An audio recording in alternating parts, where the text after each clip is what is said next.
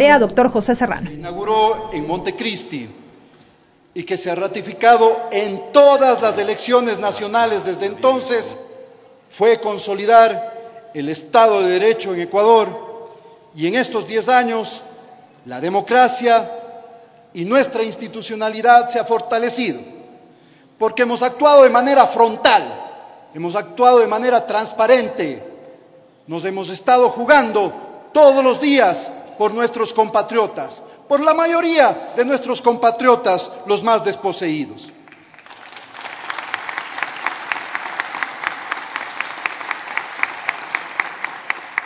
Este es uno de los legados más importantes que tenemos de este proceso político y que se llama Revolución Ciudadana. Aquí vive la Revolución Ciudadana. Por eso, señora presidenta, señoras y señores asambleístas, eventos como estos no debilitan nuestro sistema democrático, todo lo contrario, lo consolidan. Y más aún, porque precisamente se enmarca dentro de los procedimientos previstos en la normativa y por estar amparados en la legitimidad del voto popular. Desde el principio, este proceso político ha encabezado luchas históricas contra la corrupción. Recordemos algunos casos. Dentro de las aduanas, que se repartían como un botín. Y aquí mismo, en esa asamblea o congreso anteriores a la reforma de Montecristi, la aduana y todo el sistema público era parte del reparto y de las argollas y de la demagogia y del clientelismo. Aquí, en ese viejo congreso, no se defendía la democracia, no se defendían los derechos. Aquí se defendían a los grupos de poder que nos habían dividido al Ecuador como una hacienda parcelada, donde cada día cultivaban a costa de la gran mayoría de nuestros compatriotas. Y hay que hablar de historia. Y hay que hablar de la historia. Porque así como la historia reciente está y fue el precedente para hacer las grandes transformaciones que hemos tenido durante estos 10 años, también nosotros le decimos a nuestros compatriotas que estamos listos y dispuestos a que la historia también nos juzgue a todos nosotros y a todas nosotras.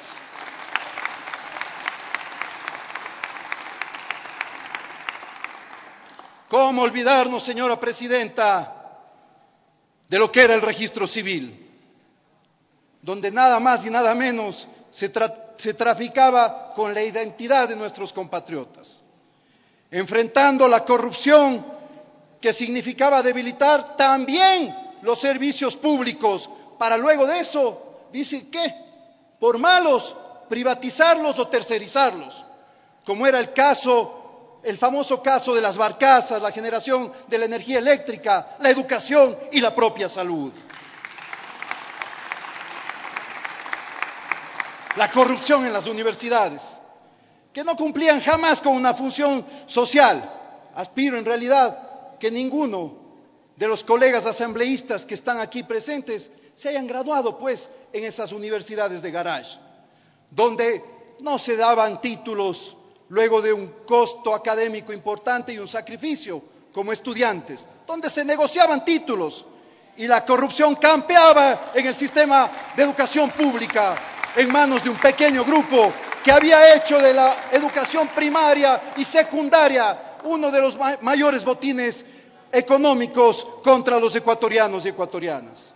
Hemos confrontado a bandas criminales que tejían amplias redes delictivas, encarnando procesos de destrucción de nuestra democracia, y al mismo tiempo enfrentamos una reestructuración completa de las instituciones de seguridad, como fue el caso de la Policía Nacional, donde también arriesgamos nuestra vida y donde dijimos que no importaba, había que sacar a más de malos miembros de dicha institución que estaban reñidos contra la ética, porque era necesario definitivamente transformar también al país en ese sector.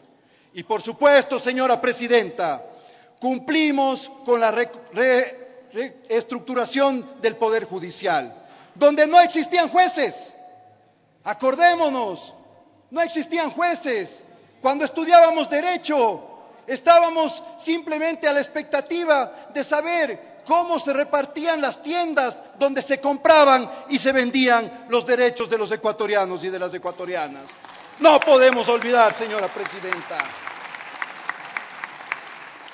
no podemos olvidar que esa corrupción institucionalizada que tuvimos también provocó al país que viviera por décadas sumido en círculos de exclusión y de pobreza. Una pobreza sistémica, donde las estadísticas revelaban que casi el 40% de la población se encontraba por debajo de la línea de pobreza, sin acceso a derechos ni servicios y con los niveles más altos de inequidad de la región. Ese era el esquema que privilegiaba el desarrollo de los capitales, por supuesto, sin contemplar el costo humano. Y nosotros invertimos esa figura. Pusimos por delante al ser humano. Eso fue un hecho fundamental de nuestro proceso. Pero por supuesto, señora presidenta, también era corrupción privilegiar el pago de la deuda externa antes que las necesidades de millones de ecuatorianos y no construir durante más de 40 años ni un hospital ni una escuela nueva. Frente a esto, el proceso político de estos 10 años ha representado un cambio de época para el país y un ejemplo, por supuesto, a la región. No estamos exentos de haber cometido errores, no estamos exentos de que hayan personas que le hayan fallado ese proceso, y es por eso mismo que aquí nada escondemos y por eso vamos a pedir a la justicia que investigue todo, pero siempre en el marco de la presunción de inocencia. En lo material son evidentes. Todos y todas las ciudadanas han podido ser testigos de las carreteras, de las hidroeléctricas, de la recuperación del registro civil, de las escuelas, de los hospitales construidos en todo el país. Pero mucho más importante que esos cambios materiales son los cambios humanos. Porque más que cumplir con las metas del milenio, por ejemplo, señora presidenta, cumplimos con nuestra gente. La pobreza por ingresos se redujo en más del 50%.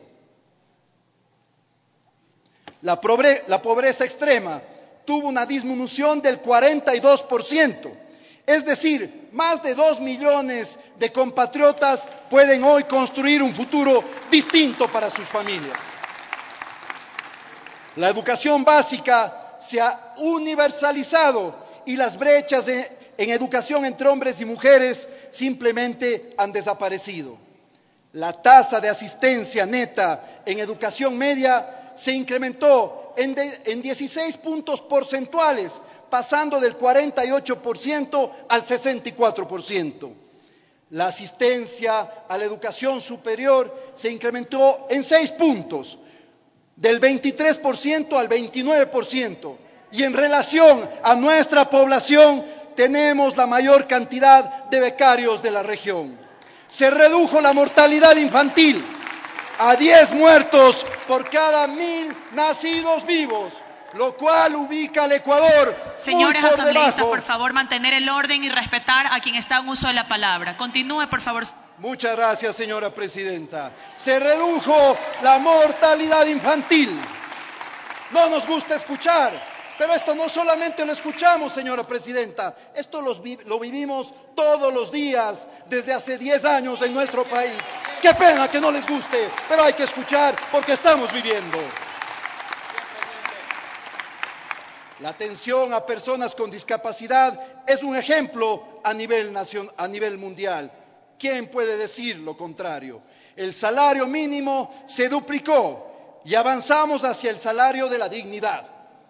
En todos los ámbitos, los derechos de la ciudadanía se respetan. Y más allá, avanzamos hacia la construcción de una sociedad libre de violencia, porque tolerar la violencia, por ejemplo, contra las mujeres, los niños y las personas vulnerables, también es corrupción. Vamos entonces, señora presidenta, señoras y señores asambleístas, compañeros de este bloque de Alianza País y aliados, vamos a defender los avances en educación, en salud, en energía, en vialidad. Vamos a defender también y a consolidar la lucha contra la impunidad y por la transparencia de nuestra patria. Vamos a impulsar, por supuesto, de esa misma manera la producción y el empleo, sin precarizar a nuestros trabajadores. Y vamos a continuar con este proceso nacional de construcción de equidad, justicia y redistribución de la riqueza. En el campo de la fiscalización, tenemos un compromiso político indeclinable. En este mismo periodo democrático, desde el 24 de mayo, nuevamente hemos ratificado que la lucha contra la corrupción es una prioridad para nuestro proceso político.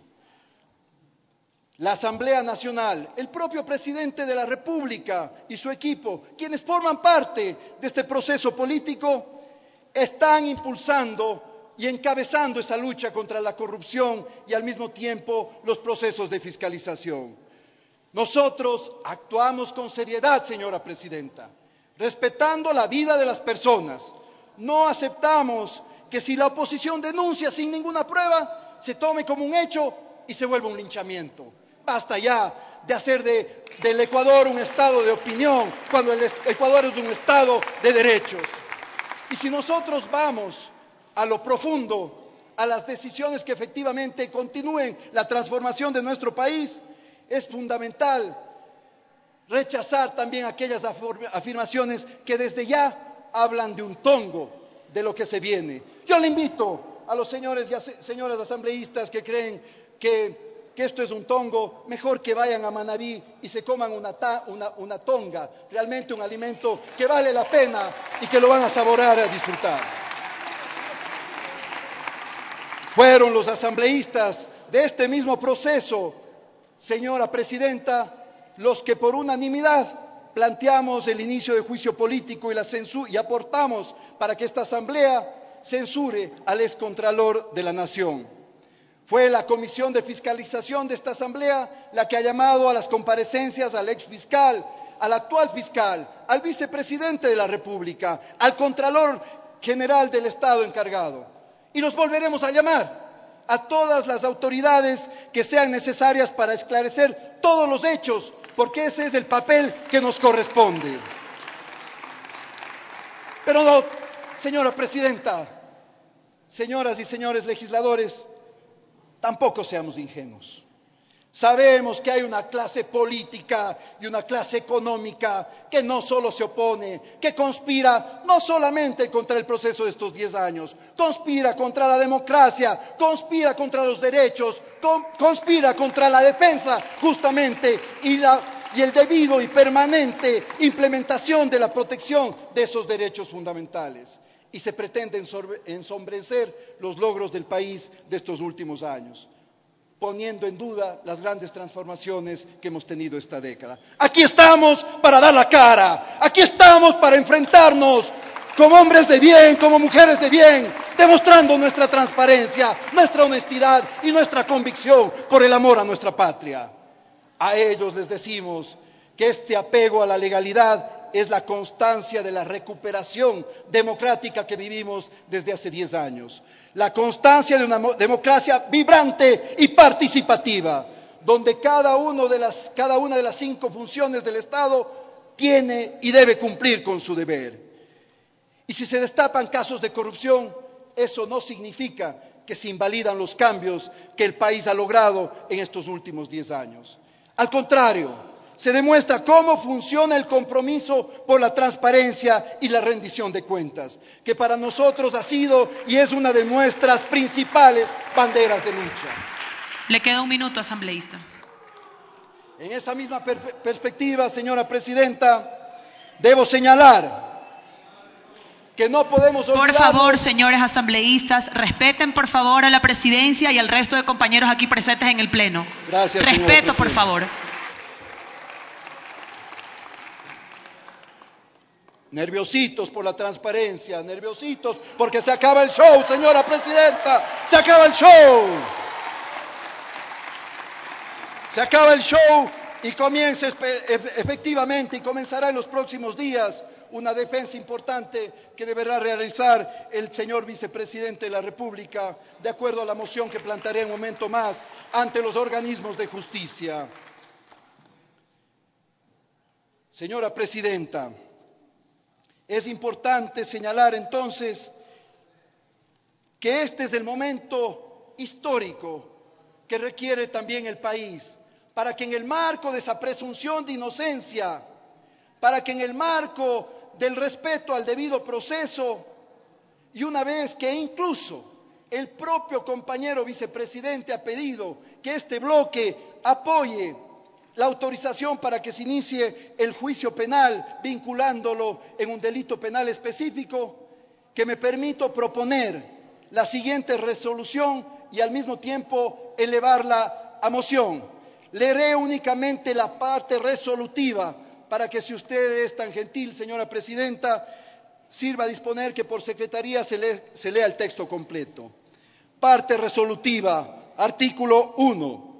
Autorizar el enjuiciamiento penal del señor ingeniero Jorge David Glass Espinel, vicepresidente constitucional de la República del Ecuador, dentro del proceso signado con el número 17721-2017002222, en el cual ha sido requerida su vinculación por el presunto cometimiento del delito de asociación ilícita, conforme lo previsto en los artículos 369 y 370 del Código Penal anterior, conducta prevista en el artículo 370 del Código Orgánico Integral Penal vigente, tal como está señalado en el oficio número 46 SEPP-MPPT SNJ-MJF 2017 del 23 de agosto del 2017, dirigido a esta Asamblea Nacional, suscrito por el doctor Miguel Jurado Favara, juez de garantías penales de la Sala Especializada de lo Penal, Penal Militar, Penal Policial, Tránsito de la Corte Nacional de Justicia. Artículo 2. Comunicar con la presente resolución al señor doctor Miguel Jurado Favara, juez de garantías penales de la Sala Especializada de lo Penal, Penal Militar, Penal Policial y Tránsito de la Corte Nacional de Justicia. Señora Presidenta, señoras y señores legisladores, nada ocultamos, nada ocultaremos. Confiamos en la inocencia de las personas, en este caso del vicepresidente, mientras no se demuestre ninguna prueba que determine algún tipo de responsabilidad específica. Por eso también, señora presidenta, mociono que se vote esta resolución una vez que se la lea de manera íntegra y que la Asamblea se pronuncie al respecto de la petición del señor juez de la Corte Nacional de Justicia. Gracias, señora presidenta. Muchas gracias, señora.